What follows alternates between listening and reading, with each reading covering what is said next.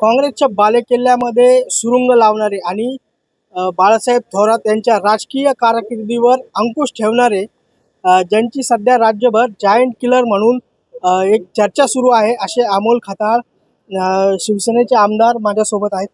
दादा, पहिली तर तुमचं अभिनंदन आणि पहिली प्रतिक्रिया म्हणजे आज संगमनेर तालुक्याच्या स्वाभिमानी जनतेची जीत झाली. संगमनेर तालुका भयमुक्त करण्याच्या दृष्टीने वाटचाल सुरू झाली, याचा खूप मोठा आनंद आहे. दादा, निवडणुकीच्या प्रचारामध्ये एक चर्चा सुरू होती दहशतीची. नेमकी काय दहशत आहे? 40 वर्षापासून जे इथं लोकप्रतिनिधी आहेत त्यांच्या कार्यकर्त्यांच्या माध्यमातून जे काही यांनी वाळू तस्कर म्हणा, भूमाफिया म्हणा, सगळ्याच क्षेत्रामध्ये असे काही तस्कर तयार केले होते. यांना कुठल्याही सामान्य जनतेची देणं घेणं नव्हतं, यांना विकासाशी घेणं देणं नव्हतं. यांची दहशत दादागिरी मोठ्या प्रमाणात या संगमनेरमध्ये वाढली होती आणि त्याचं प्रत्युत्तर म्हणून वेळोवेळी माझ्या निवडणुकीच्या कार्यकाळात सुद्धा माझे फ्लेक्स फाडण्यात आले. माझ्या पंढरनाथ ओल्वे सारख्या कार्यकर्त्याला स्टेटस लावतो, माझ्या बरोबर फिरतो म्हणून मारहाण करण्यात आली.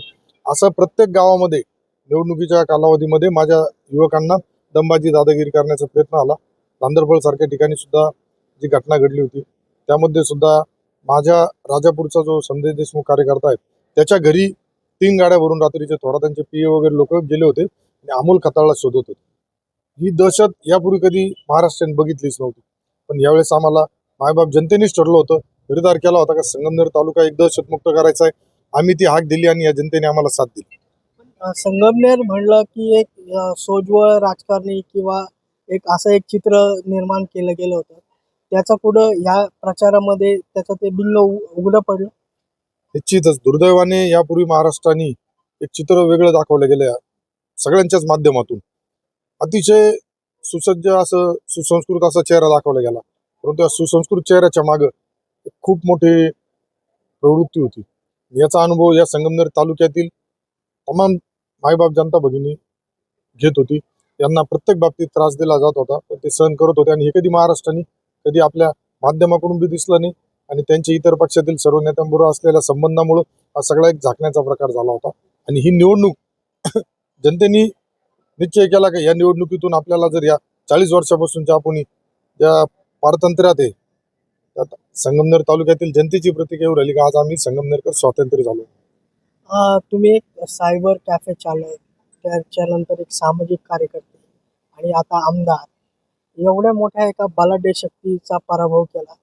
हा प्रवास कसा होता? नाही, मला पहिल्यापासून माझा मोठे बंधू स्वर्गीय संदीप भाऊ याच्या खाली मी त्याची खूप मला सहकार्य झालं. ज्यावेळेस मी कॉलेज जीवनामध्ये काम करत होतो त्यावेळेस मला कॉलेजमध्ये विद्यार्थ्यांच्या प्रश्नांसंदर्भात काम करायला आवड निर्माण झाली. त्यानंतर मी एक सायबर कॅफे चालू केलं, कम्प्युटर इन्स्टिट्यूट चालू केलं. त्या माध्यमातून माझा ग्रामीण भागातील तरुणांशी युवतींशी संपर्क वाढला. त्यात त्यांच्या अडचणी मला अजून दिसत गेल्यानंतर मी जसा पुढं प्रवास माझा राजकीय स्वरूपात सुरू झाला. मधल्या काळात मी राष्ट्रवादी विद्यार्थी संघटनेचा बरेच वर्ष राष्ट्रीय पदाधिकारी म्हणून काम केलं. त्यानंतर माझं त्या पक्षामध्ये काही मतभेद झाल्यानंतर मी राष्ट्रवादी सोडल्यानंतर मी नामदार राधाकृष्ण विखे पाटील साहेब असतील त्यांच्या माध्यमातून भारतीय जनता पार्टीमध्ये काम सुरू केलं. मग आता या निवडणुकीमध्ये विखे पाटील यांचा देखील मोठा रोल जो आहे, सपोर्ट पाहायला मिळाला, तो कसा होता आणि किती मदत झाली? निश्चितच माझं आज काही जे आहे, मी जो आज तुमच्या समोर या संगमनेर महाराष्ट्र जो आज अमोल खताळला ओळखतोय, याचं क्रेडिट द्यायचं ठरलं तर मी आपल्या महाराष्ट्राचे मुख्यमंत्री शिंदे साहेब असतील आणि माझं दैवत म्हणून मी ज्यांना मानतो, ज्या कुटुंबाने मला त्यांच्या मुलासारखं प्रेम दिलं, ज्या कुटुंबाने माझ्यासारख्या एका छोट्याशा शेतकरी कुटुंबातील सामान्य तरुणाला, युवकाला आज राजकारणामध्ये पिढ्यानपिढ्या काम केलं जातं, संघर्ष केला जातो, परंतु त्यांना तो न्याय भेटत नाही. तो प्रयत्न आमदार राधाकृष्ण विखे पाटील असतील, सुजयदादा असतील यांनी मला संधी दिली. त्यामुळे निश्चितच माझं जे काही विजयाबाबत मला जेव्हा विचारलं तेव्हा मी सांगितलं माझा विजय आम्ही संगमनेर तालुक्यातील जनतेला, पण आमदार राधाकृष्ण विखे पाटील असतील त्या कुटुंबाला मी समर्पित.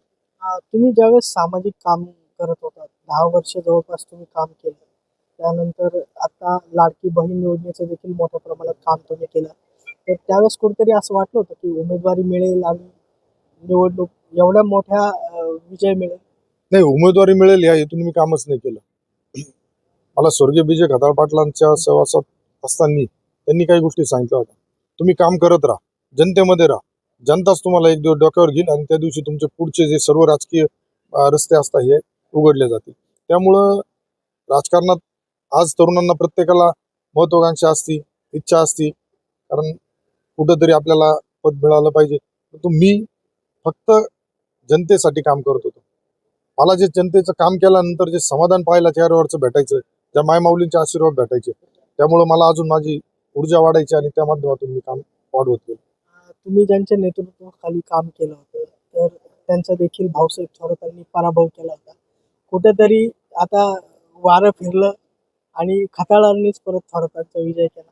नाही, हे मी म्हणण्यापेक्षा संगमनेर तालुक्यातील जी जनता आहे, मायबाप जनता हीच म्हणते का ज्यावेळेस खताळ होते नंतर थोरात आले आणि आता पुन्हा आजच मी सकाळी ज्या गावामध्ये जाऊन आलो तिथं ते एक जण सांगत होते का 78 मध्ये भोजापूर चारीचा विजय खताळांनी केलं आणि त्यानंतर थोरातांचं पर्व चालू झाल्यानंतर ते बंद झालं आणि आता ते लोक आज बी पाण्यापासून वंचित आहे. तर तेच लोकांचं म्हणणं आहे का भाऊ आता तुम्ही आलेत आणि निश्चित आम्हाला पाणी भेटेल. निवडणुकीच्या प्रचारामध्ये जे काही विकासाचे मुद्दे मांडले गेले तर यापुढं संगमनेर तालुका काही अंशी बागायती जरी असला तर काही अंशी पठारी भागामध्ये पाण्याचे मोठे प्रश्न आहेत. तर येत्या काळामध्ये आता ते कसे सोडवण्याचा प्रयत्न करणार आहे? नाही, या दृष्टीने सुरू बी झालंय. अधिकाऱ्यांबरोबर ती चर्चा करून आपल्याला पाणी प्रश्न जो साकूर पाठार भागाचा असेल, तळेगाव निमोन भागाचा असेल, याबाबत त्यांच्याशी चर्चा सुरू केली आणि त्यांना विनंती केली आपल्याला हा पाणी प्रश्न सोडवण्याचा आहे. त्यामुळे माझा प्रयत्न संगमनेर तालुका टँकर मुक्तीच्या दिशेने वाटचाल करायचा आहे.